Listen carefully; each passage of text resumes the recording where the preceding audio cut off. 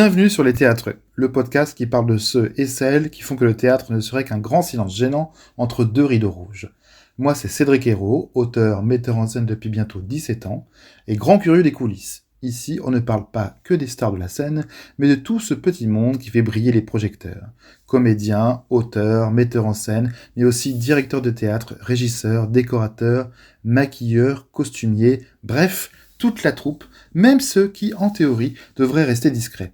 Coucou les régisseurs lumière qui appuient sur le mauvais bouton. À chaque épisode, je vous propose de découvrir un nouveau portrait de ces passionnés qui donnent vie au 6e art. Car sans eux, avouons-le, le théâtre ressemblerait surtout à une salle vide avec des sièges qui grincent. Alors installez-vous confortablement, éteignez vos ordinateurs portables, oui, on vous voit, et laissez-vous embarquer dans l'univers des théâtreux. Mon invité du jour, c'est l'art du théâtre avec une touche de malice. Formé au Conservatoire d'Orléans, il brille sur scène aux côtés d'Alexis Chevalier dans le duo comique Guy Guesplot, avec des spectacles comme Ici et là et Ceci n'est pas une saucisse. Entre satire et absurde, il jongle avec les mots et les rires, prouvant que l'humour est son terrain de jeu favori. Bref, un comédien à suivre de près si vous aimez le théâtre qui fait mouche. Welcome to Grégoire Roqueplot. Bonjour Grégoire. Bonjour Cédric, merci beaucoup. Merci à toi. Merci, c'est trop bien de te voir ici pour ce 4e épisode des Théâtreux. Je suis ravi de pouvoir discuter avec toi. Moi aussi. Vraiment, on ne se connaît pas, donc on va pouvoir apprendre à se connaître et c'est ça qui est trop bien. Et c'est ça qui est génial dans le milieu du théâtre. Mais oui, parce bravo d'avoir eu l'audace de gentil. Contacter comme ça, c'est pas forcément évident. Écoute, comme quoi tu vois, on tente le truc. J'ai écouté un certain Shai qui se reconnaîtra quand il écoutera et qui dit toujours qu'il faut tenter. Il faut taper aux portes et essayer. Et là pour le coup ça a marché. Bravo. Donc merci beaucoup d'être là. Je suis très content de cette rencontre. Également. Avant de démarrer, on va poser le décor, hein, c'est normal, on est au théâtre, donc nous sommes actuellement chez moi, dans mon salon, voilà, tranquillement installé sur mon canapé, en train de déguster un certain thé froid. Absolument, avec une lumière très agréable. Écoute, voilà, tout à fait. Ce podcast se veut sans interruption, hein, comme toujours, pour ceux maintenant qui ont l'habitude d'écouter les épisodes. Donc du coup, voilà, s'il y a du bruit, voilà, c'est pas de notre faute, mais c'est normal. C'est les joies du direct, entre guillemets. Il n'y a pas de coupure, et on ne coupe jamais dans ce montage. Donc du coup, voilà, c'est du direct live, donc on ne sait jamais. On espère que les voisins ne feront pas trop de bruit et que personne ne sonnera à la porte. Qu'il n'y aura pas de marteau-piqueur. Voilà, espérons. Alors, est-ce que t'es prêt ? Oui. Écoute. Super. Parfait. Alors, pour commencer, écoute, on va démarrer par la base. Hein. Est-ce que tu peux nous raconter quelle est ta formation ? Et alors, j'ai commencé, comme tu l'as très bien dit dans ton introduction, à faire du théâtre pendant que j'étais au lycée. Ouais. Et donc, à ce moment-là, j'étais au Conservatoire d'Orléans. D'accord. Et puis après, j'ai quitté le conservatoire. Enfin, à la fin du lycée, je suis arrivé à Paris. Et là, j'ai fait 4 ans d'un cours privé, qui est le cours de Dominique Levert, qui est un vieux dinosaure du théâtre. On était très peu nombreux dans sa classe, on était une dizaine, voilà. Et c'est là où j'ai rencontré Alexis, que tu as cité également. Oui. Et où j'ai rencontré Marguerite, qui est devenue ma femme. D'accord. Qui est comédienne aussi. Et en fait, on travaille ensemble dans une compagnie qu'on a fondée, qui s'appelle la compagnie Le Saut du Tremplin, et qui produit un certain nombre de spectacles aujourd'hui, dont Ceci n'est pas une saucisse, Guy Guesplot, et en ce moment, Et Dieu créa le sport, notamment. Voilà. Notamment. Alors c'est très rapide ce que j'ai fait, peut-être t'as des questions plus spécifiques. Alors oui, bien sûr, non, mais c'est très bien. C'est évidemment j'ai plein de questions. Moi, ce que j'ai envie de savoir, c'est comment t'es tombé dans le théâtre. Voilà. Et depuis quand exactement ? Alors, exactement, je sais pas, j'ai pas de réponse hyper précise, mais j'ai pas la date exacte. Non, mais j'ai quand même une période assez. Je pense que c'est. Alors, il y a quelque chose, c'est que depuis très longtemps, j'adore regarder les acteurs. Enfin, je suis fasciné par les acteurs. J'adore les voir jouer. Ouais. Et je pense que ça remonte. Je dirais.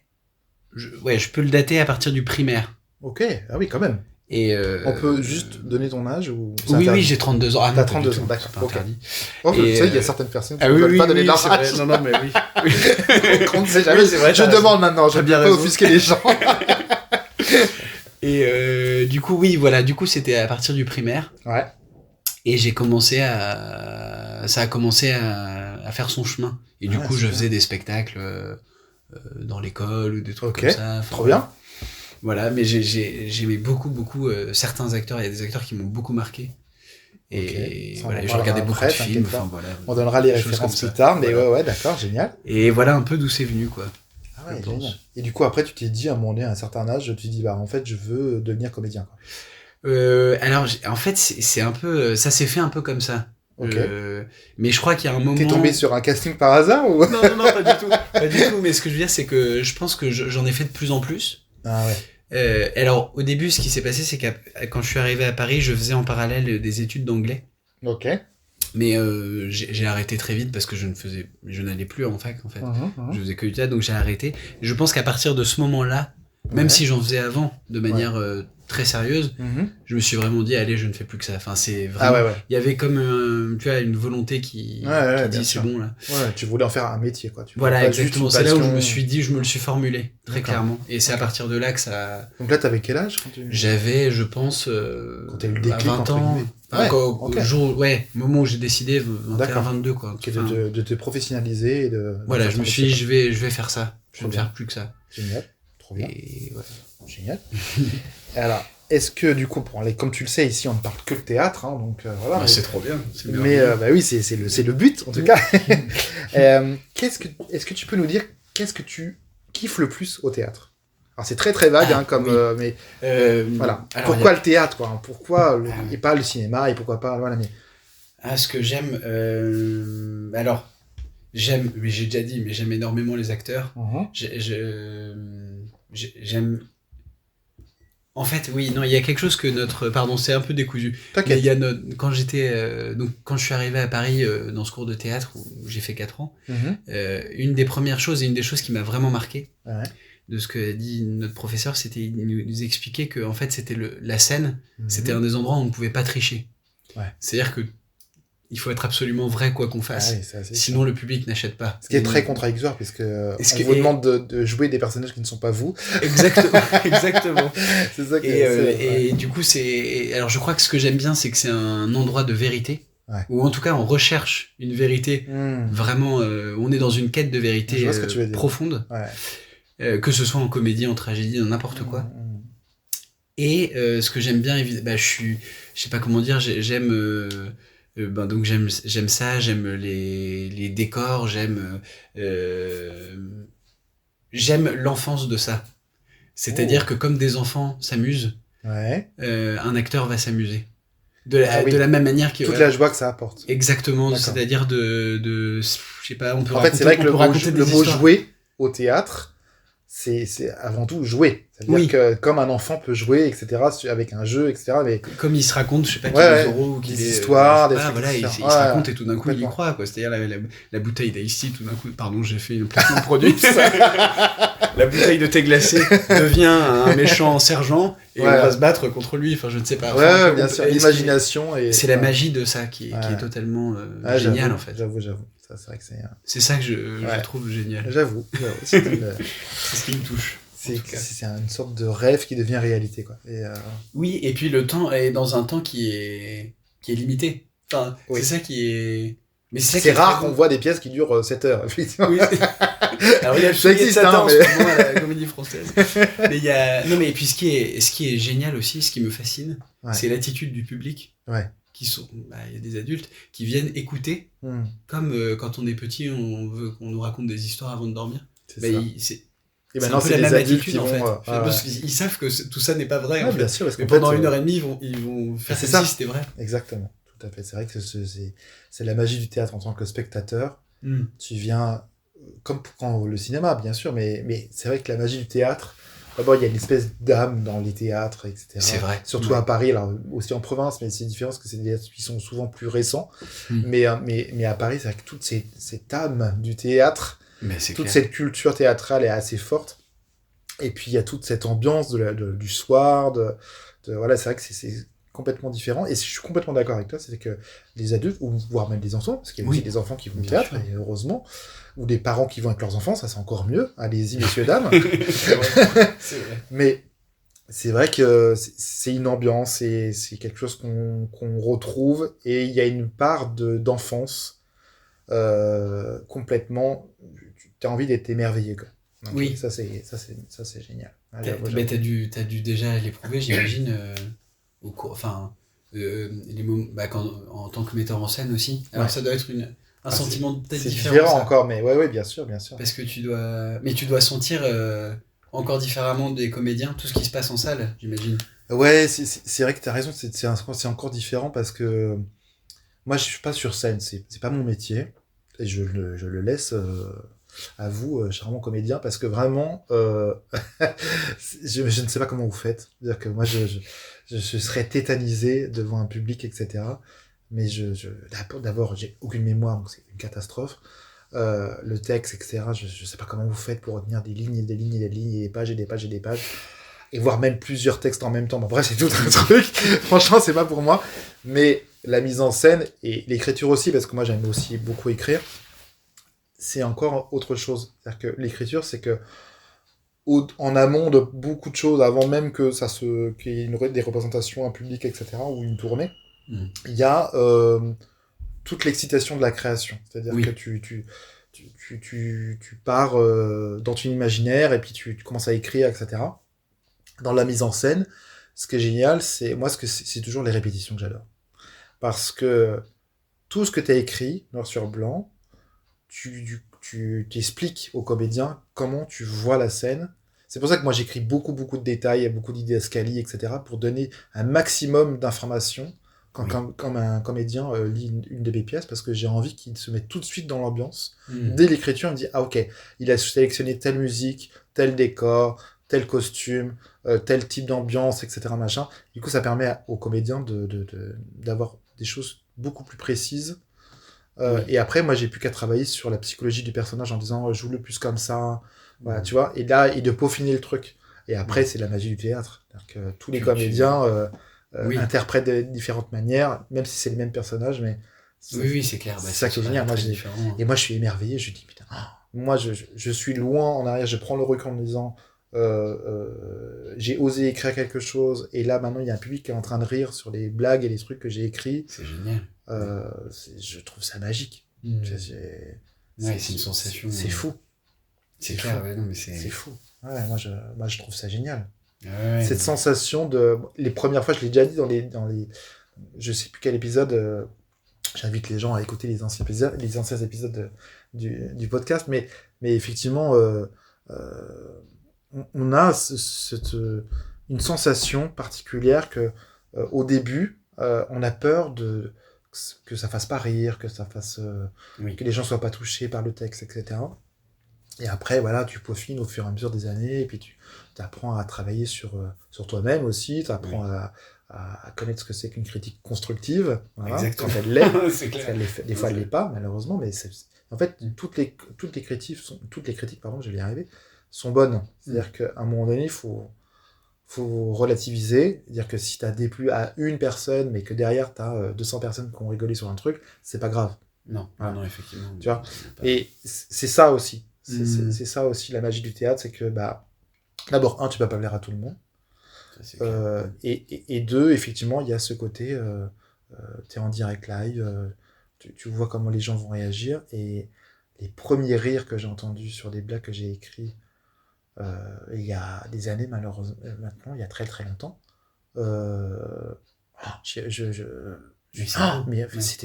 fou, je me disais, mais ils sont en train de rire d'une connerie que j'ai écrite il y a 15 ans, alors que j'avais un peu bu trop de vin blanc à l'époque, et tu te rappelles dans quel état tu avais écrit le truc en disant, mais bon, écoute, je vais écrire ce truc-là, et puis en fait, quand les gens rient, tu dis, ah ouais, en fait, il y a un truc qui est en train de se passer.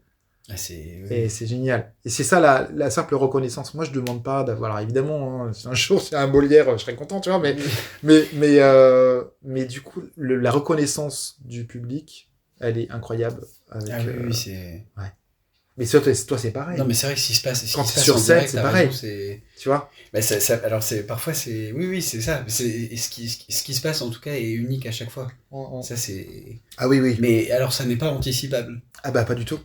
Ça dépend du public, ça dépend de comment t'interprètes. Ça dépend de soi aussi. Ouais. Parce que parfois, il arrive aussi régulièrement qu'on soit pas exactement au même endroit que. Ben ouais, c'est ça. On n'est jamais les mêmes en fait. C'est ça. C'est ça. Et puis ça dépend de comment t'as passé ta journée, si t'es dans quel état d'esprit tu es, voilà, tu vas la jouer plus ou moins tragique ou comédie ou. Oui, c'est ça exactement. Si t'es plus ou moins en écoute avec les autres et si. C'est ça quoi. Il y a plein de paramètres. Mais c'est tellement. C'est un saut dans le vide. mais ah oui, c'est exactement ça. C'est fantastique. C'est la bonne. C'est exactement les bons mots. C'est un saut dans le vide, complètement. C'est-à-dire que tu t'as pas de filet et hop, tu te lances et puis tu verras bien. Ouais, voilà. C'est assez fou. Ouais, j'avoue. La magie du théâtre. Exactement. On a commencé un petit peu à en parler tout à l'heure parce que tu disais que tu étais fan des acteurs. Du coup, quelles sont tes références théâtrales ? Alors, ça va plutôt être pour le... Et je te resserre en même temps. C'est très gentil. T'entendrais les glissements là. Et voilà. Pour le... En fait, quand j'étais plus petit, j'allais pas beaucoup au théâtre, mais j'ai regardé énormément de films. Ouais. Et je sais qu'un acteur qui m'a vraiment marqué quand j'étais petit, c'est Louis de Funès, par exemple. Ah. Lui m'a vraiment... On va être copains. Ouais, tant mieux, je suis content. Non, mais je suis encore fasciné par le rythme de cet acteur et l'intensité avec laquelle il joue. Ouais. Et en fait, je le trouve... je trouve, c'est marrant, j'ai vu une interview d'Alexandre Astier il y a pas très longtemps qui parlait de lui, qui parle de lui il dit qu'en le voyant il a l'impression que c'est quelqu'un c'est comme s'il dévalait un escalier et en fait ça le touche énormément et ça l'émeut limite de voir un acteur comme ça donner autant. Et c'est vrai que c'est très émouvant quand je le vois jouer. Et évidemment, alors après j'ai vu beaucoup de films avec lui. Bien sûr. Et après il y a tout ce qui va avec. Mais tu l'as vu au théâtre aussi. Je ne l'ai pas vu au théâtre. Funès. Vois Oscar. Vois Oscar. Ouais. C'est extraordinaire. Il paraît que c'était. Ouais. Ah mais moi c'est sa meilleure pièce. Ah oui. Le film est extraordinaire. La pièce, la pièce, elle est phénoménale quoi. Phénoménale. Est-ce que c'est vrai ? Enfin, il y a des gens qui racontent ça, mais qui grimpaient au rideau tellement il était dans un état pas possible. Je sais pas. En tout cas, là dans la captation qui est en ligne sur, je crois que c'est sur YouTube en plus. Mais je vais regarder. Tu peux regarder assez facilement. Mais oui, c'est ce truc-là. Moi, j'ai tellement aimé que j'ai acheté le texte de la pièce. Parce que je trouve mais c'est génial, c'est incroyable. Le texte est hyper bien. En fait. C'est du pur de Funès, quoi. Ouais. C'est vraiment. Et puis c'est très bien fait, quoi. La pièce, elle fonctionne vachement bien. Ah oui. Un vrai vaudeville comme on les aime. Exactement. Beaucoup d'entrées, de sorties, des valises, des machins, des trucs. C'est extraordinaire. Beaucoup de cris, des découvertes. Bien sûr. Est-ce que tu as d'autres, du coup, références théâtrales D'autres après, dans le même mouvement, je pense à Bourvil. Après, il y a des acteurs que j'aimais moins petit, mais que j'aime de plus en plus. D'accord. Plus je vieillis, plus je les aime. Par exemple, Bourvil, Bernard Blier, par exemple. Ah oui. Dont je redécouvre le rythme, le phrasé, tout ça, le jeu. Ouais. Et il y a des acteurs récemment que j'ai découvert, c'est un peu absurde ce que je veux dire, mais par exemple, Jean-Pierre Bacry, j'ai découvert assez récemment, enfin, je pense il y a à peu près 10 ans, quoi. Je découvrais pas qu'il existait, mais j'avais pas vu de film avec lui. D'accord. Et j'ai découvert tout ce qu'il faisait, j'ai trouvé ça génial. Il y a des films qui m'ont énormément marqué, La vie est belle, enfin les deux La vie est belle d'ailleurs, de Capra et de Benigni, les deux Ouais, c'est beau.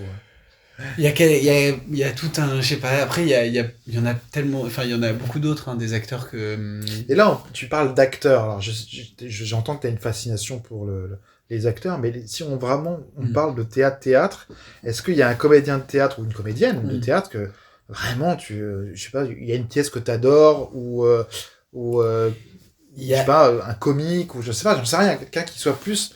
vraiment ciblé plus théâtre, vraiment scène... Il y a, alors, dans les spectacles qui m'ont marqué, vraiment, il y a un spectacle qui s'appelle Fanny et Alexandre, qui était à la Comédie Française. Ouais. C'est un très très beau spectacle. Ouais. Et dedans, il y a des acteurs que j'admire énormément. Donc, il y a Denis Podalides, par exemple. Ouais. Il n'y a pas Christian Rec dedans, mais Christian Rec aussi, Oui. C'est vraiment voilà, c'est un acteur à chaque fois. Je suis allé voir les voyages de Gulliver.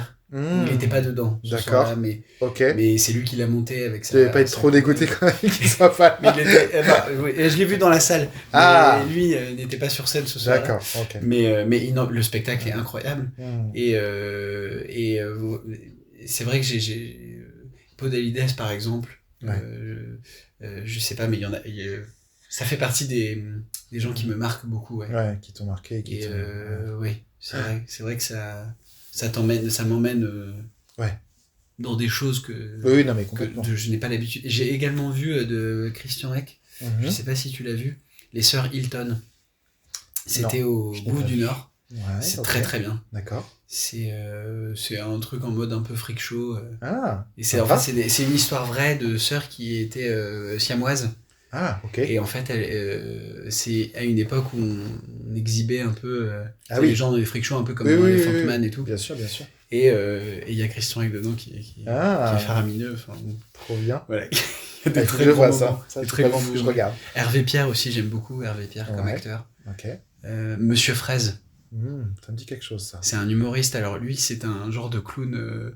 un clown moderne. Ouais. Il avait fait un spectacle à l'Européen. Là, il en a fait un autre, mais je crois qu'il le tourne plus maintenant, qui s'appelle Madame Fraise. Et il y en avait un où... En fait, il avait...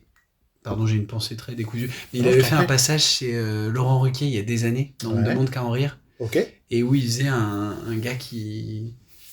En fait, c'est une mécanique un peu obsessionnelle de l'humour. Ok. Et c'est quelqu'un qui va répéter des choses... inlassablement. Par exemple, à l'Européen, son spectacle, il démarre, je me souviens très bien du début.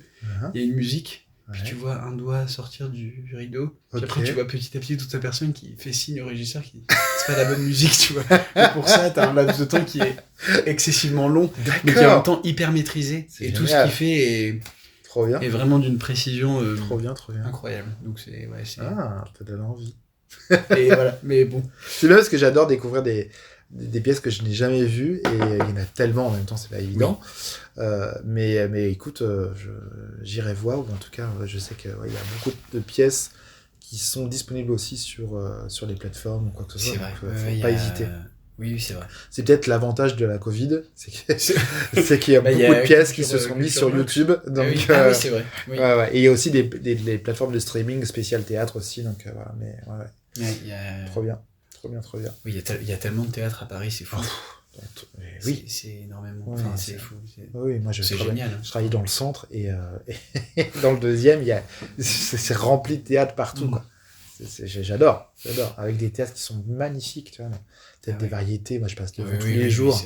Une beauté, ce truc-là, même si c'est très inconfortable, parce que moi je fais 1m85.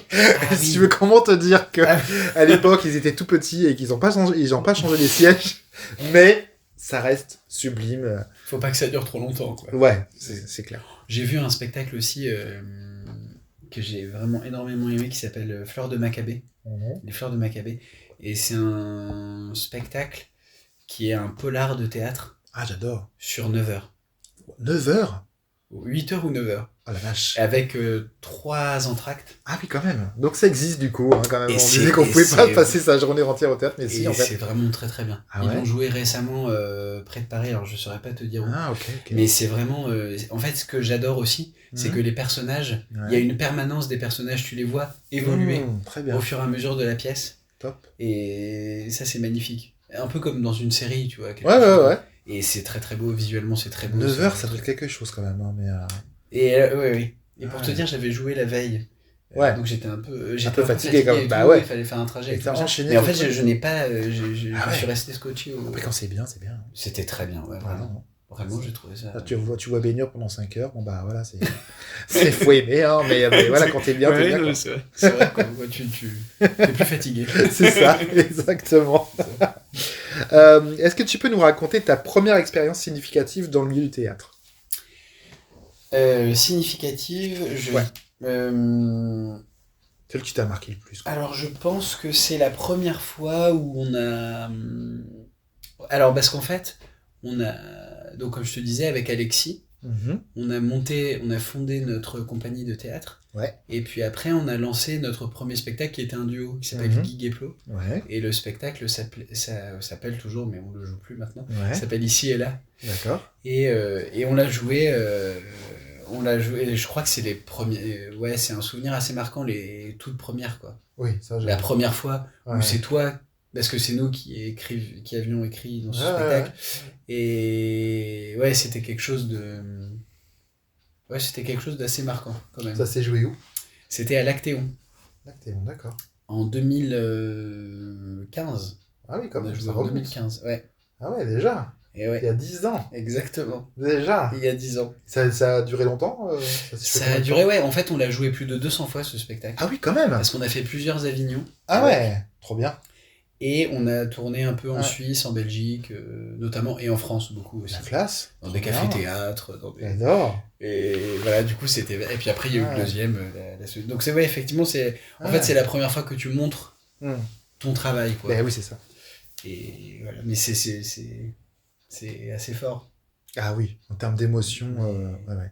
Quand tu sais que c'est toi qui l'as écrit, qu'il l'interprète, c'est génial. Ouais, oui, c'est vrai, c'était assez... Et puis la mise en scène aussi, c'était vous ou... C'était nous au début, et puis après, il y a eu on a fait appel à un metteur en scène. D'accord. Avec qui on a travaillé. Okay. Et voilà, mais on a vraiment démarré petit à petit comme ça, quoi. Ouais. Voilà comment ça se fait. Trop bien. Alors, tu as fait beaucoup de pièces de théâtre, on peut les citer, bien sûr. Je t'invite à citer toutes les pièces dans lesquelles tu as pu jouer. Mais parmi tous ces différents projets dans lesquels tu as pu travailler, quel est celui qui t'a marqué le plus et pourquoi ? Là, on parlait de la première signification, la première expérience significative. Donc là, ce duo incroyable qui donne envie de voir des images. Hein. D'ailleurs, moi, je vais être très curieux de pouvoir regarder, de scroller sur Internet. Mais est-ce que du coup, il y a dans différents projets, est-ce que vraiment il y en a un qui s'est démarqué un peu plus que les autres, à part cette première expérience? C'est une très bonne question, parce que... Ou un rôle peut-être, je sais pas, peut-être gascon, mais parce que en fait c'est vraiment ce que je pense, c'est que je pense que il y a vraiment des sensations très différentes selon les pièces. Ouais, j'avoue. Du coup c'est vrai que c'est un peu difficile là de dire, mais il y a des choses, comment dire, il y a des endroits de soi. En fait, c'est plus dans des, je dirais, des états dans lesquels tu peux, me concernant, les états des personnages vers lesquels tu vas aller, et qui peuvent être plus ou moins forts, plus ou moins... Par exemple, là, je pense à un spectacle, un Macbeth, dans lequel j'étais, on avait joué ça en 2022, à Avignon, et là, c'était un grand spectacle sur une grande scène et tout, et c'était assez éprouvant. Enfin, c'était un spectacle assez fort, quoi, qui durait 2 heures. Et il y avait et alors moi j'ai vachement aimé parce que c'était un personnage qui était un peu un genre de conte, parce que c'est sanglant.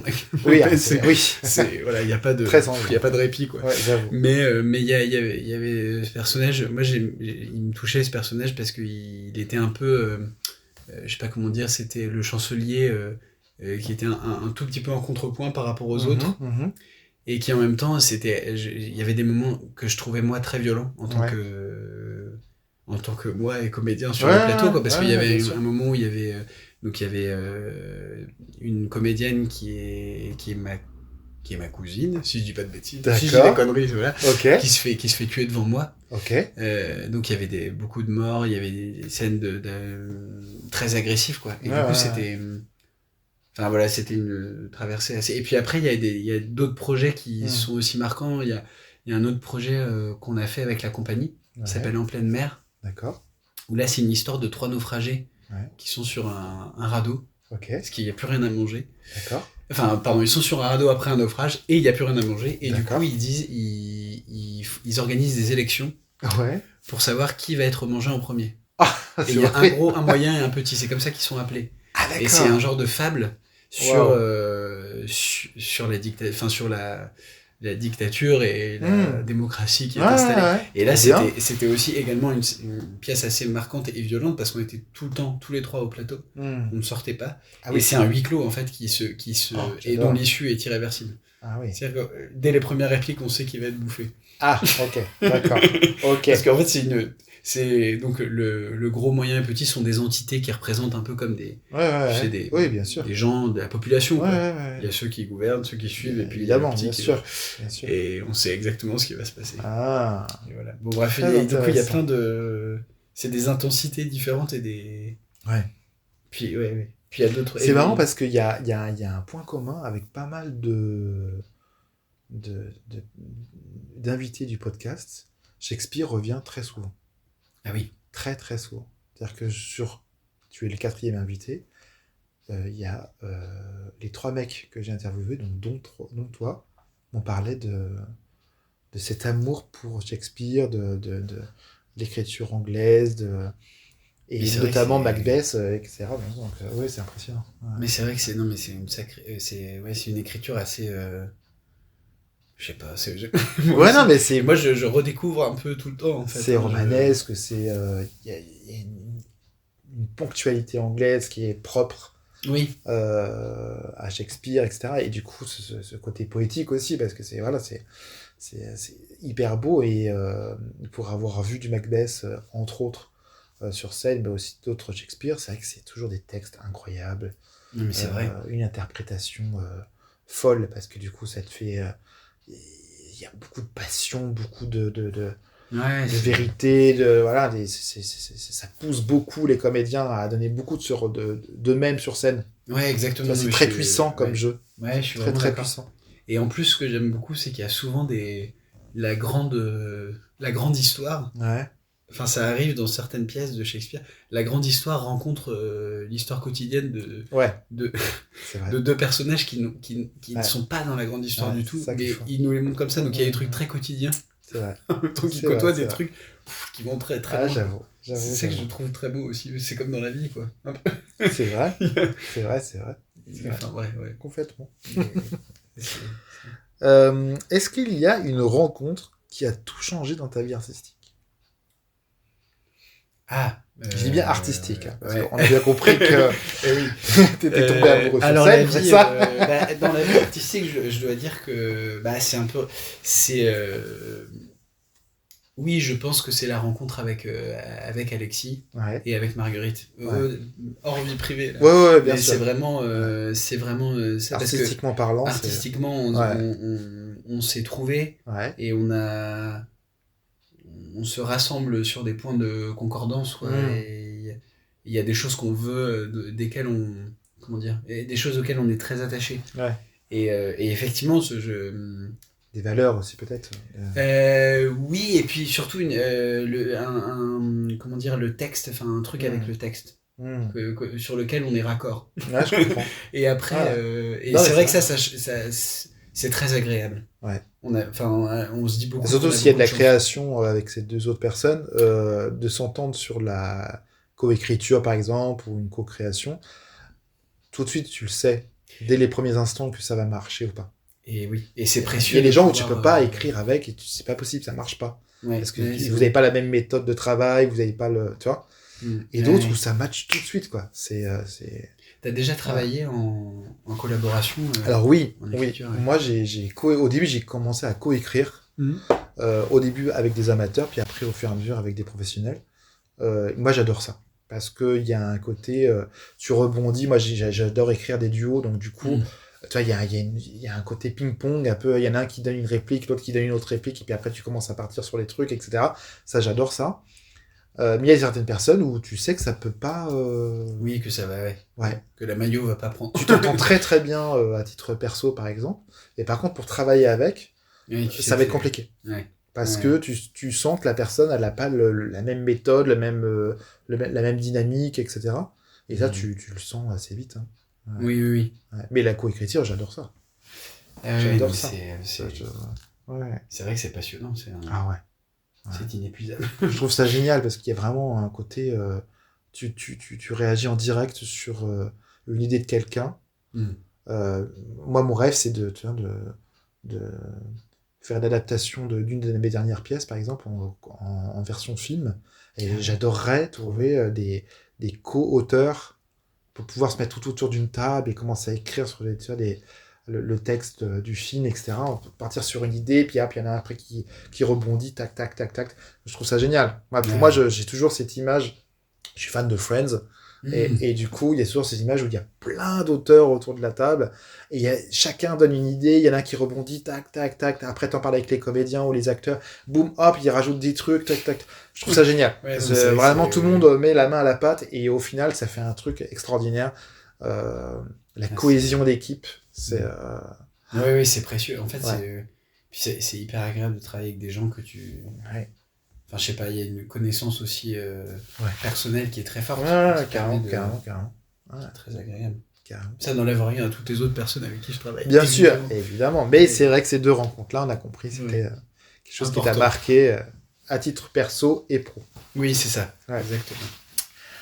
Est-ce que tu peux nous raconter s'il y a une anecdote particulière ou que ça soit en dehors de scène ou même sur scène, quelque chose qui s'est passé alors, il y a des choses drôles ou... Ah bah, ce que tu veux. Ce que tu veux. Alors... C'est mieux si c'est plus sympa d'un truc drôle. Oui, c'est plus sympa. Ah si, il y a eu des trucs... Désolé, on attends. L'autre jour, si, très drôle. Il y a pas longtemps. Ouais. Parce qu'en ce moment, on est au grand point virgule. Et il y avait la présentation de saison. Ouais. Donc, où ils présentaient tous les spectacles. Enfin voilà, il y avait tout le monde qui passait. Et ils présentaient chacun 10 minutes du spectacle. Ok. Et nous, on avait prévu rapidement de mettre en place, et il se trouve qu'on démarre dans la pièce sur des cubes. Alors là, il n'y avait pas de cubes, mais on était sur des chaises. Ouais. On avait mis les chaises en fond de scène. Ok. On arrive, tout est calé, machin, on voit le truc avec le régisseur, rapidement. Ça démarre, machin. Nous, on est en dernier dans les passages et tout. On arrive sur le plateau, noir absolu. Enfin, on ne voit rien mais c'était le noir total. Et donc, on a été... au pire. On est 5 au plateau, on est 5 dans la pièce. Ok. Donc, il y en a 3 sur 5 qui arrivent à trouver les chaises et qui se les mettent bien au bon endroit. Et moi, je faisais partie avec Marguerite, on en a déjà parlé. On a cherché nos chaises un petit moment. On était en train de trifouiller le rideau. Il n'y a pas de chaise. Du coup, on s'est retrouvés donc, à moitié à genoux. Donc la scène se passe. Bon, là, les gens n'ont pas vu, ça à la limite. On leur a pas dit.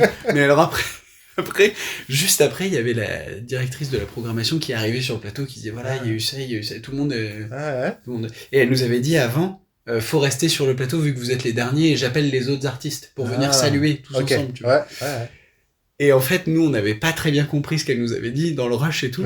Du coup, on a esquissé un mouvement, c'est pour s'en aller, pas pour aller en coulisses, tu vois, derrière le rideau. Donc il y a les 3 gars de l'équipe qui allaient derrière le rideau. Moi, j'étais à moitié derrière le rideau et visible. J'étais en mode... Et le reste de l'équipe qui était là, mais qu'est-ce que tu fous je sais pas, elle nous a pas dit de rester. Et puis après, au bout d'un moment, je suis resté comme un idiot, vraiment. J'étais devant le rideau, je fais, non mais ils nous ont vus là. Je disais, le public m'a vu là, le public. Comme si j'étais vu par les flics. Enfin, tu vois, non, c'est bon, ils m'ont vu là, c'est trop tard. C'est énorme. Et donc c'était très drôle. C'est génial. Moi, j'adore les anecdotes de théâtre parce que je trouve qu'il y a tellement... Comme c'est du direct. Comme c'est pas le cinéma, tu dis Cooper, recommence. Bah non, tu peux pas. T'es obligé de trouver une solution. Du coup, bah hop, tu rebondis sur un truc. Et moi qui suis toujours en off, parce que quand mes pièces se jouent, par exemple, je suis toujours ou en coulisses ou dans le public, etc. Forcément, moi qui connais la pièce, parce que c'est moi qui l'ai écrit. Et du coup, forcément, je connais tous les détails. Quand il y a un truc qui a pas été mis au bon moment, et tu sens que le comédien il est en train de galérer, de retrouver la bonne réplique, et que l'autre il invente un truc, et c'est génial, parce que du coup, c'est de l'improvisation totale, et je trouve ça extraordinaire. Il y a un truc aussi. J'ai 2 autres anecdotes. Ah, mais je t'en prie, vas-y. Il y a un spectacle que Marguerite a écrit qui s'appelle Ticton, qui est un spectacle très, un peu surréaliste, qui est un personnage entre la petite enfance et la grande vieillesse, et qui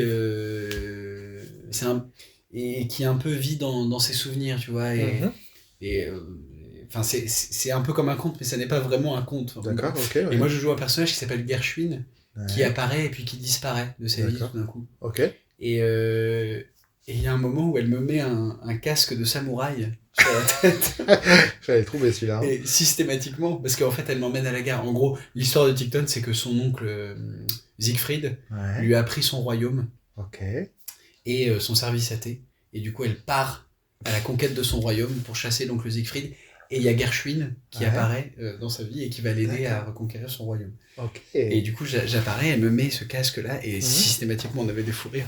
C'était épouvantable, quoi, parce apparemment, j'avais une tête. Moi, je ne peux pas voir ma tête, évidemment. Ah bah oui. Mais apparemment, j'avais une tête... Voilà.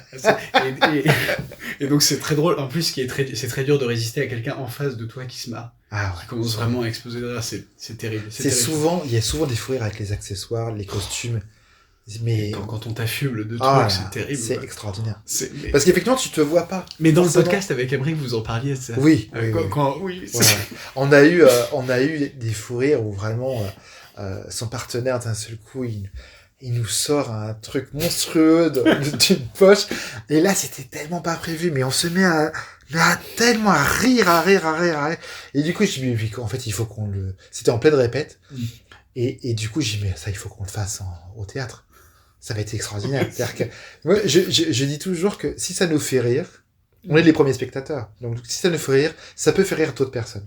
Et du coup, on lance le truc comme ça. Et du coup, il y a des conneries qui sont restées. Et qui sont, mais c'est génial. Genre, un costume qui est mis à l'envers. Un nombre de fois que je fais je vais mettre des costumes différents à différentes scènes à mes comédiens. Emmerich, par exemple, notamment pour ne citer que lui, qui se retrouve avec une robe à l'envers ou une tenue en mode Wonder Woman et le truc il est complètement à l'envers, la perruque elle ressemble à plus à rien.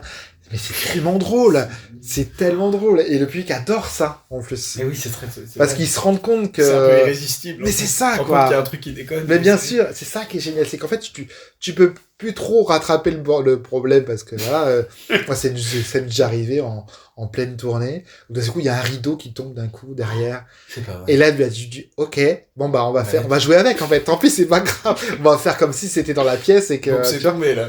Ouais, bah c'est pas grave. Allez, c'est direct. Mais c'est vrai. C'est génial. Moi, j'adore ça. Oui. Ouais, j'adore. Et il y a un autre truc sur Ceci n'est pas une saucisse. Ouais. Ou alors là, ça va pas. Faut que tu me racontes ce titre aussi parce que vraiment, c'est juste le titre, il est dingue. Quand j'ai lu la bio, j'ai fait OK. J'ai envie de savoir de quoi ça parle. Oui, alors dans ceci, d'abord je te raconte. Vas-y. Il y a un moment où j'utilise un vidéoprojecteur. Ouais.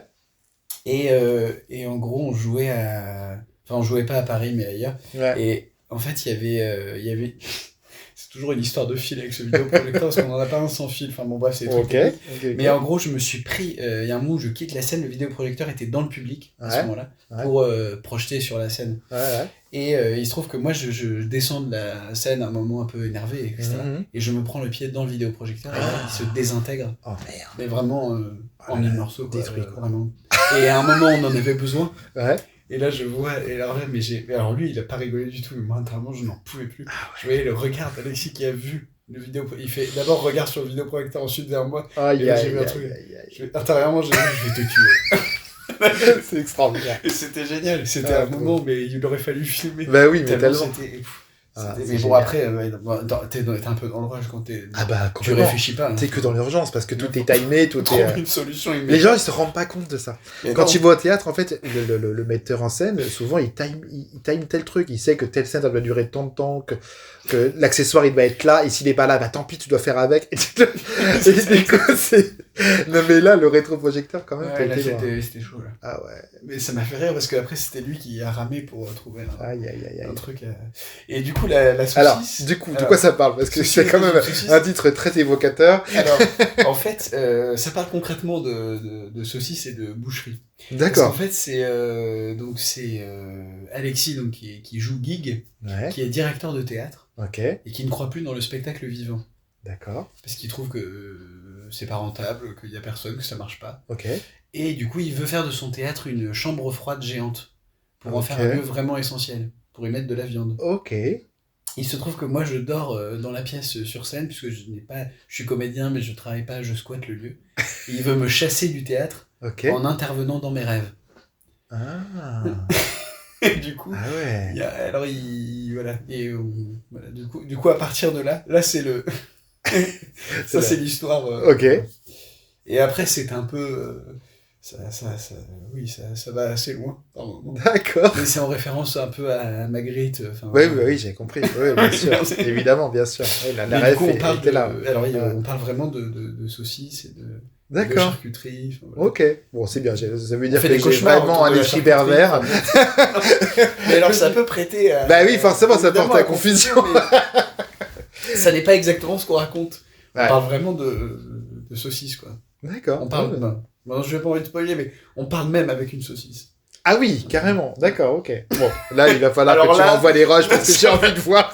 Là, ça va trop loin. Toi en train de parler avec une saucisse, il faut quand même que je vois ça.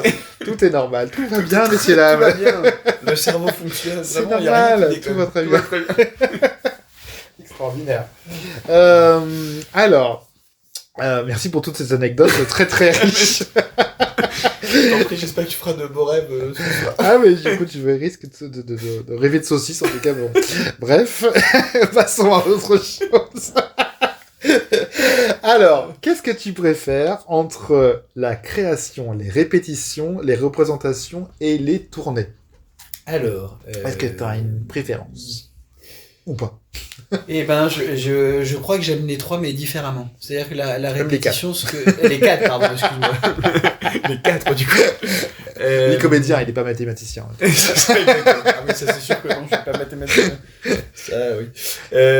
Non, du coup, oui, parce qu'en fait, je trouve qu'il y a des... Alors, la tournée, c'est trop bien. En fait, les représentations et les tournées, c'est quand même... c'est extraordinaire. C'est quand même génial. Il y a un côté un peu... je sais pas, c'est... la relation avec le public aussi. Voilà, exactement. Ouais, et puis dans les tournées, ce qui est génial, c'est que tu rencontres d'autres gens, parfois tu vas dormir chez des gens, tu passes des moments avec eux qui sont... Le côté humain est très très fort. Et et puis je sais pas, tu découvres d'autres endroits, enfin bon, je trouve ça vraiment très agréable. C'est vrai. Tu visites d'autres choses, enfin je trouve ça très agréable. Ah, j'avoue. Et la création et la répétition, j'aime bien c'est quand même très agréable aussi, parce qu'en fait, il y a un côté où bon, c'est la recherche, quoi, de quelque chose qui est assez passionnante, quoi. Complètement. Et alors après, c'est souvent, ça va régulièrement de pair avec un léger stress sur le timing. Évidemment. Qui fait, voilà, mais c'est bien aussi. C'est comme ça. Le stress, oui. Et du coup, ça fait partie du métier. Exactement. Et du coup, ça fait des bonnes séances de travail. Ouais, j'avoue. Mais il y a un côté très grisant à montrer.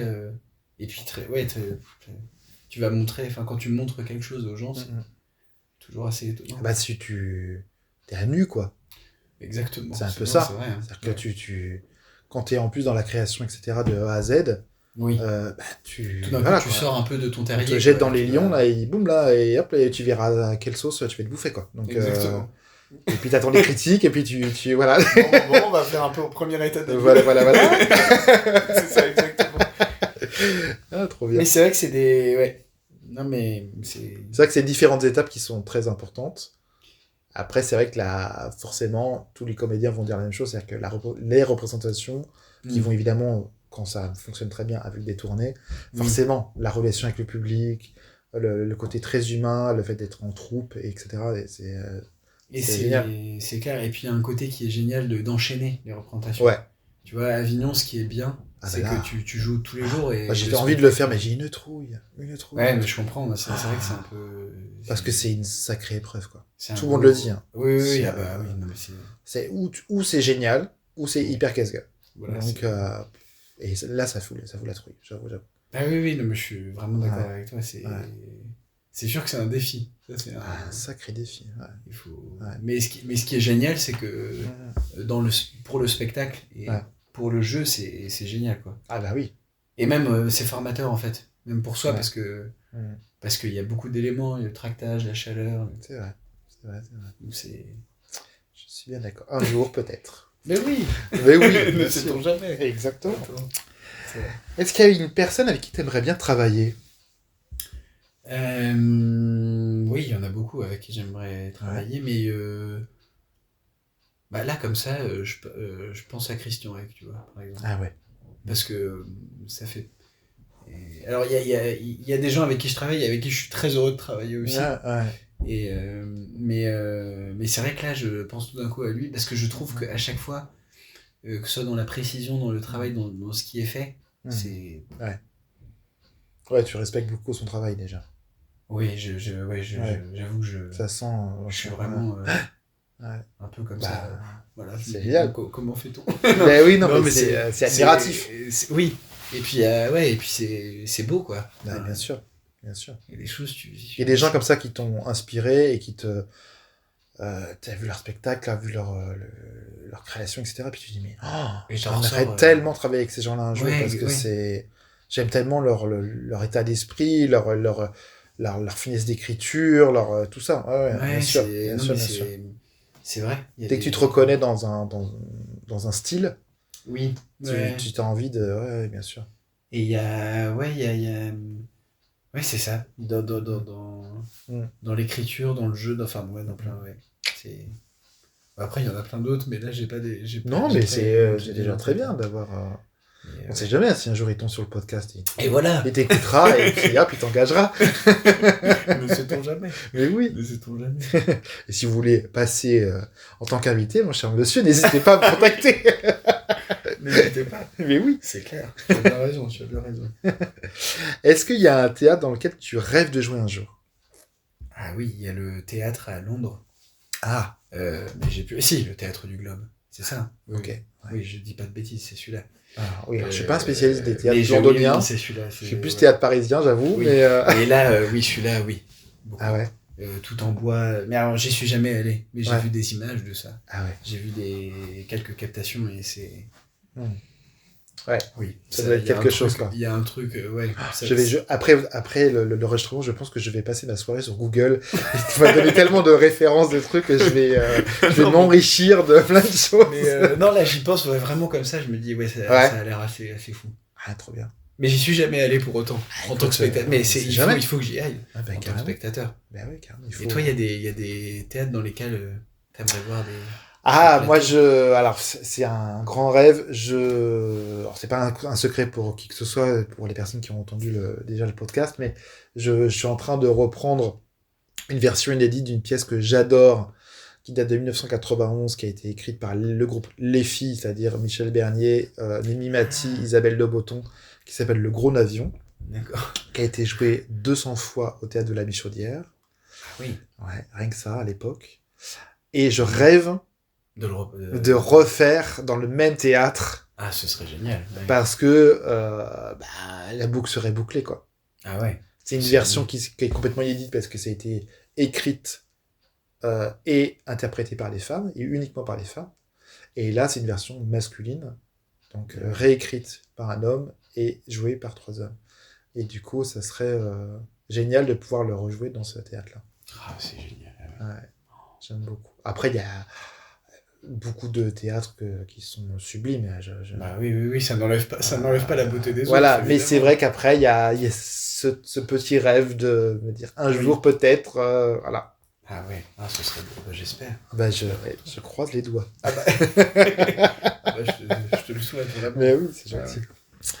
Est-ce qu'il y a un rôle que tu souhaiterais interpréter si on t'en donnait les moyens? Si tu veux dire les moyens, oui, si on me le proposait. Si on te le propose, ou si on te dit, voilà, j'ai confiance en vous, je vous propose, je sais pas, Cyrano de Bergerac, pour citer que lui. Ou... Ah oui, ça fait partie. Ça pourrait faire. Oui, ça pourrait faire partie. Ouais. Après, il y a des rôles aussi. Il y a d'autres rôles. Je crois que j'aime bien aussi le personnage de Néron en Britannicus. Ah oui. Qui est assez. Qui est plus violent, on va dire. Ouais. Et oui, c'est vrai qu'il y a des rôles comme ça. Et effectivement, oui, peut-être. Là, j'ai pas d'idée de rôle de théâtre, ouais, du coup. Ouais, c'est pas grave, la quête. Mais ouais.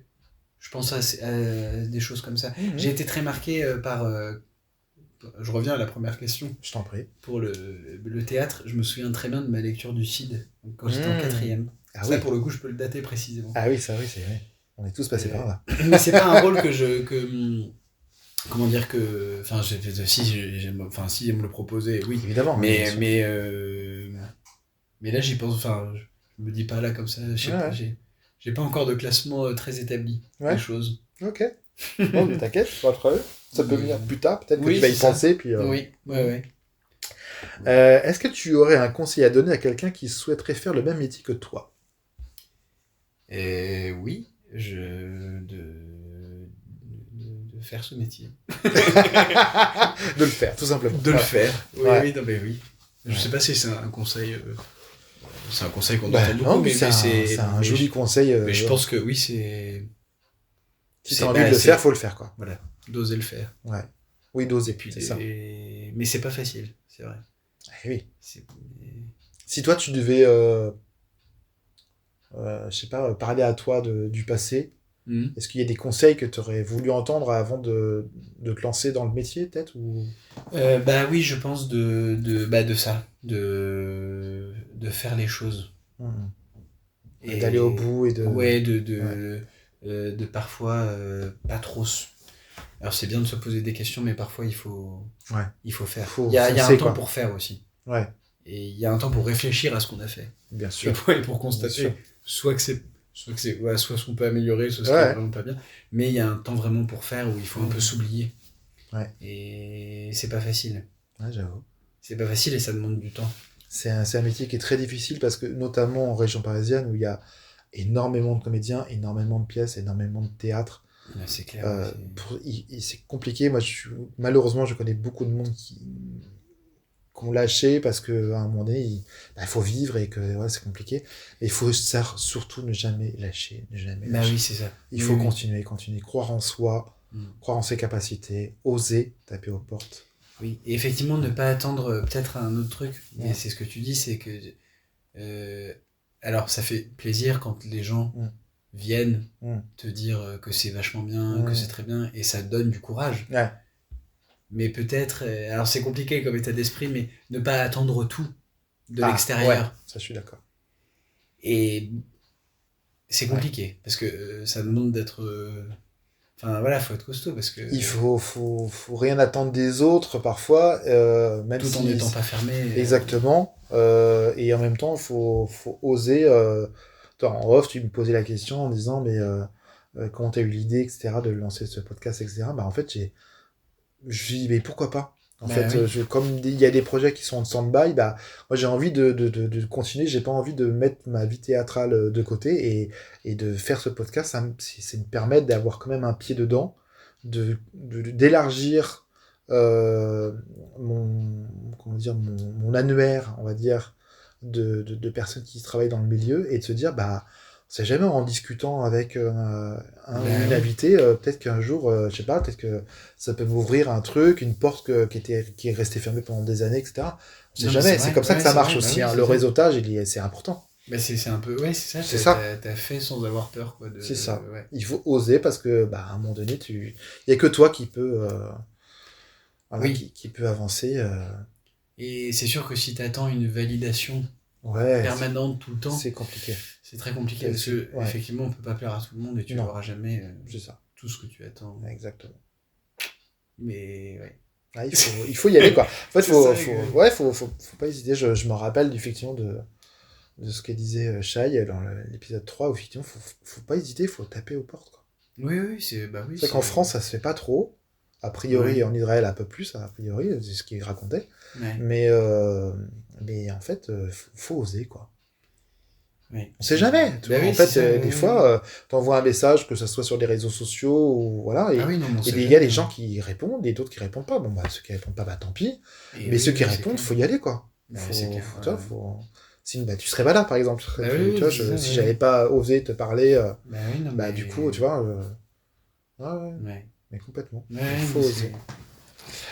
Est-ce que, alors t'es pas obligé de répondre, mais est-ce que tu peux dire 3 choses que les gens ignorent sur toi? Alors, toujours en rapport avec... pas forcément en rapport avec le théâtre, mais pas forcément quelque chose de privé non plus. T'as pas le droit ta vie privée, c'est ta vie privée. Mais je sais pas, quelque chose où t'es doué dans quelque chose. Alors, je sais pas. Je pense qu'il y en a quand même quelques-uns qui le savent, mais peut-être que... si, quand même. Le fait que je sois fan de foot. Ah! Parce que les gens qui me connaissent un peu le savent. D'accord. Même si j'en parle pas tout le temps. D'où le spectacle actuel? Alors, c'est pas moi qui l'ai écrit, mais effectivement. D'ailleurs, j'ai une histoire. À propos d'écrire aux gens et tout, j'ai eu une réponse d'un journaliste sportif que j'aime beaucoup. Qui m'a dit qu'il aimerait. Je suis très heureux aussi. C'est trop bien. Mais non, 3 choses, là, j'ai pas de. Mais peut-être que ça va me revenir tout à l'heure. Ok. Mais là, pour l'instant. T'inquiète. Mais c'est bien. Peut-être que les gens ignorent que je regarde de temps en temps l'inspecteur Maigret. J'aime beaucoup les épisodes de Maigret avec Bruno Kremer. Ça, c'est pas commun, ça. J'aime bien. J'aime beaucoup Bruno Kremer dans Maigret. Alors que j'aimais pas il y a quelques années. C'est drôle. J'ai redécouvert totalement. Et du coup, j'aime bien. Par hasard. Et ça me. Et peut-être aussi que j'écoute, mais bon, c'est des trucs que j'écoute, le podcast des aventures de Tintin. Ok. Et qui est très bien. J'ai écouté un épisode hier. Sur les cigares du pharaon, et c'est fait par la troupe de la Comédie Française. Génial. C'est très bien. Je vais écouter, j'adore Tintin. Franchement, c'est vraiment pas mal. Trop bien. Et j'ai un troisième qui va venir, hein, mais là, non, mais t'inquiète, ça viendra quand ça viendra. Peut-être un chanteur honteux, je sais pas, faut que je trouve. Peut-être. Sûrement. Peut-être. Alors, on a de la chance aujourd'hui, grâce à ta venue, sur les réseaux sociaux, notamment sur Instagram, des personnes t'ont posé des questions. Donc voilà les questions. Elles sont anonymes, je ne dirai pas qui a posé les questions, mais les personnes se reconnaîtront par elles-mêmes quand elles écouteront tes réponses. Voilà. Est-ce que tu as le trac à chaque fois ? Oui. Enfin, oui, si. Ouais. Un gros stress. Ouais. Si, quand même. Souvent. Oui. Comment tu le gères, le trac ? Je suis plutôt du genre maniaque. Donc je revérifie 40 fois. Oui, d'accord. Que tout est bien mis en place. Dans ma mise, tu vois. Ouais, je vois. Le truc. J'ai une petite tendance à poser les mêmes questions aussi parfois.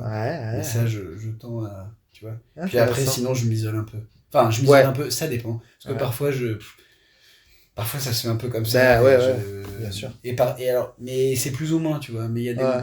Mais souvent, alors, si, un truc que je fais, c'est les 100 pas. Je marche, quoi. Tu marches. Je marche dans un espace réduit. Ou bien sûr, dans les coulisses. J'ai besoin de marcher. Ça détend, t'as raison. Mais bon, c'est chiant, parce que quand t'as les autres qui vont aux toilettes, qui se maquillent, qui machin et tout, c'est très chiant d'avoir un mec qui est tout le temps là. J'avoue. Tu sais, qui fait les 100 pas, c'est...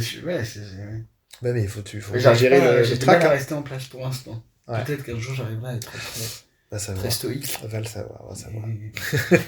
C'est ça. Alors, une autre question d'un follower. Quel est le personnage que tu as préféré jouer ? Alors là, il y en a plusieurs. Est-ce que tu as compté le nombre de personnages que tu as fait déjà dans ta carrière ? Non, j'ai pas compté. Non. Encore. Je dis ça parce que j'ai un comédien avec qui j'ai travaillé qui travaille sur un one man. Il s'y reconnaîtra quand il écoutera le podcast. Et il en était à plus de 100. Et du coup, il voulait, son écriture, c'était justement tous les 100 personnages. Il voulait refaire tout un sketch sur les 100 personnages qu'il avait interprétés. Ouais. C'est pour ça que je te dis ça. Et ben, le personnage préféré,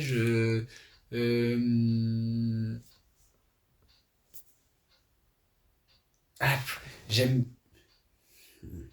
C'est cool. C'est une question bien. C'est une très très bonne question. Elle n'est pas facile à... Mais j'ai encore une... Mais c'est vrai. Ils vont dire que je réponds pas à la question. Non, c'est pas grave. Mais c'est vrai que le préféré... C'est, en fait, oui, c'est comme dans une famille, tu vois. On dit, c'est pas le préféré, unique. Mais... non, mais c'est vrai, il y a un côté... je sais pas, par exemple, le personnage de Plo. Je suis très attaché à ce personnage. Bien sûr. Le personnage de Gershwin dans Tickton aussi, parce que je trouve que là, il y a un truc d'effacement qui est très intéressant à travailler dans le jeu. Justement, comment tu t'effaces sur une scène pour être quasiment... c'est une présence presque parfois pas humaine. Enfin, totalement humaine, tu vois. Je comprends complètement. Et, ou alors le personnage de Ross dans Macbeth. Où là, tu vas chercher des choses beaucoup plus dark, dans lesquelles t'as pas... du coup, et puis, il y en a d'autres que j'oublie, mais... j'ai quand même un attachement... Je pense que j'ai un attachement avec chacun des personnages. Tu as donné une partie de toi à chaque personnage. Oui, bah oui, logique. Quand même, C'est logique. Et puis, il y a des... Puis quand ça te touche, quoi. Enfin, je sais pas, moi, il y a des choses qui... Ouais, bien sûr. Des fois, il y a des œuvres qui sont plus touchantes les unes que les autres, et... Oui, exactement. T'as envie de l'interpréter vraiment en donnant tout, Et parfois, c'est comment dire, ça va être... ouais. Ça va être la réaction d'un personnage à quelque chose qui va le rendre attachant. Enfin, il y a plein de paramètres. Ouais. Mais... Non, mais c'est très bien. Déjà, t'as très très bien répondu à la question. Hein. Si tu y repenses, n'hésite pas à revenir dessus, il n'y a pas de souci. Il y a une question un peu similaire, mais elle est un tout petit peu différente, et du coup, je vais quand même te la poser. C'est quel rôle a été le plus grand défi pour toi ? Le plus grand défi... Celui où tu as dû te surpasser, quoi, par exemple. Ah ouais. Bonne question aussi. Celui dans lequel peut-être il y a un peu de... Peut-être qu'il y en a plusieurs. Ouais. Je pense que celui de... celui de Gershwin dans Tickton. Ouais. Pourtant, j'apparais très peu dans cette pièce. Ouais. Et c'était un travail vraiment intéressant à creuser. Mmh. Et du coup, un petit défi, un travail lequel j'ai pas tant l'habitude que ça de faire. Ouais, je comprends. Et peut-être également, je dirais, alors il y en a plusieurs, mais Guy Guéplo dans la précision comique, et Macbeth dans ce qu'il y a dans ce qu'il y a à aller chercher et en soi pour... Enfin bon, à chaque fois, je dis ça pour Macbeth, mais en fait, même dans le comique, en fait, enfin, je veux dire, partout on doit aller piocher en soi, bien sûr. Parce que sinon, si on fait des trucs, ça ne plaît pas aux gens. Donc, je comprends. Mais c'est vraiment...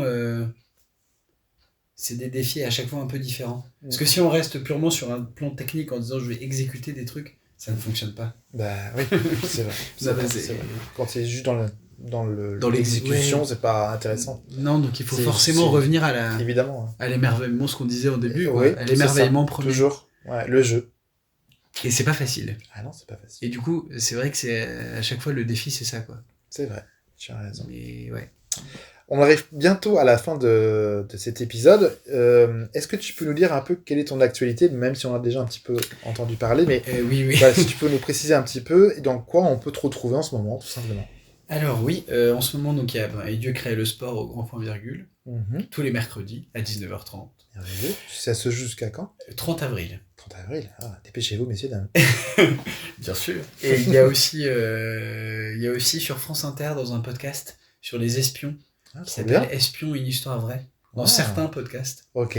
Donc là, alors je sais plus les épisodes en question, les noms des épisodes. Ok. Mais voilà, c'est un podcast qui est très bien d'ailleurs. Écoutez, c'est très agréable. Ok, super. Et quoi d'autre ? Est-ce que tu veux nous dire un peu de quoi parle Et Dieu créait le sport ? Alors, Et Dieu créait le sport, oui, avec plaisir. Et Dieu créait le sport, c'est l'histoire de 5 anges qui sont envoyés par Dieu et par l'archange Nelson Montfort. Pour qui a prêté sa vraie voix en plus. Qui a prêté sa vraie voix, qui était même là mercredi dernier. Mais oui, j'ai vu l'interview, magnifique. Et on était très très heureux de le voir, parce qu'il n'avait pas vu encore le spectacle. Trop bien. Et du coup, il nous envoie en mission pour régler le problème de la guerre sur Terre, quoi. D'accord. Et du coup, les anges inventent le sport. Ouais. Et ils pensent que c'est peut-être une option pour canaliser les pulsions des hommes meurtrières. Excellent. Et vont-ils mener à bien leur mission ? C'est ça la question. J'irai enquêter pour vous, je vais évidemment aller voir Grégoire sur scène. C'est gentil. Parce que ça m'interpelle beaucoup. Trop bien. Et voilà. Et sinon, attends, j'oublie pas des trucs. Si, il y a aussi une lecture qu'on a faite et qu'on va refaire. Ouais. Qu'on va jouer à Lyon. Okay. C'est une lecture sur... ça s'appelle Maître d'école. D'accord. Donc là, c'est un récit d'instituteurs.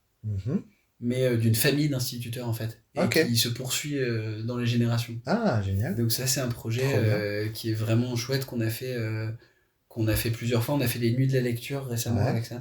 Et c'était vraiment très bien, très très agréable. Top. Voilà. Et ça, c'est prévu pour... Et ça, on va le jouer à Lyon en avril. Ah ouais. Le 7 avril. Ah, c'est cool. Et justement, du coup, c'est la dernière question, c'est quels sont tes projets artistiques à venir, à plus ou moins long terme? Et alors, il y a celui-là, il y a également les autres pièces de la compagnie qu'on souhaite reprendre. Okay. Il y a également des dates. Oui, il y a également un autre projet dont je n'ai pas parlé qui s'appelle Jandou et le mystère de la disquette molle, qui est une adaptation. Sympa le titre. Ouais. Et c'est l'adaptation d'une bande dessinée. Et là, on l'a joué récemment près de Limoges. Ok. Et on a des dates en discussion. Ok. Et puis il y a d'autres projets sur lesquels il y a également des dates qui peut-être vont tomber, je ne sais pas encore. On croise les et doigts. La saucisse qu'on va peut-être reprendre aussi. Ah, excellent, le retour de la saucisse. Le retour de la saucisse 2, le retour. Le retour de la saucisse. Le retour de la saucisse. Trop bien. Trop bien. Bon, écoute, merci beaucoup. Merci à toi. Merci Grégoire, c'était trop bien. J'ai hâte de vraiment... Alors déjà, j'ai du taf, parce que tu m'as donné tellement de références, il va falloir que je googlise tout. Et puis, je vais venir te voir au Grand Point Virgule. Avec plaisir. Très prochainement. Ça, c'est promis. Si, en tout cas, la troupe est aussi dynamique que toi, ça promet. Ils sont très... Et puis, j'adore Nelson Montfort. Donc, voilà, je pense que ça va me faire rire encore plus. Donc, voilà. Même si je ne suis pas un fan de sport, mais justement, je pense que ça peut être intéressant. Oui, alors ça parle aussi à ceux qui aiment moins le sport. Oui. D'ailleurs, nous-mêmes, dans la compagnie. Oui, j'ai cru comprendre. Des dingues de sport. Enfin, si, moi, à part le foot, ouais, voilà. Ouais, évidemment. Mais bon, je suis meilleur au foot sur mon canapé. Bon, écoute, merci beaucoup. Merci beaucoup, Cédric. Et à très bientôt. À bientôt, merci. Ciao. Ciao. Et voilà, rideau sur cet épisode des Théâtreux. Si vous avez aimé, partagez, likez, criez-le sur les toits, ou au moins sur vos réseaux sociaux. Parce que soyons honnêtes, le bouche-oreille, c'est mieux qu'une affiche mal scotchée sur un lampadaire. On se retrouve très bientôt pour un nouveau portrait d'une personnalité du théâtre, avec toujours autant de passion, de coulisses et peut-être même quelques anecdotes croustillantes. Mais ça reste entre nous. Et si l'envie vous prend de passer derrière le micro, écrivez-moi sur Instagram à les.théâtreux.podcast. Promis, je lis et réponds à tous les messages. Allez, je vous laisse avec cette belle phrase de Jules Renard. Nous voulons de la vie au théâtre et du théâtre dans la vie. À très vite.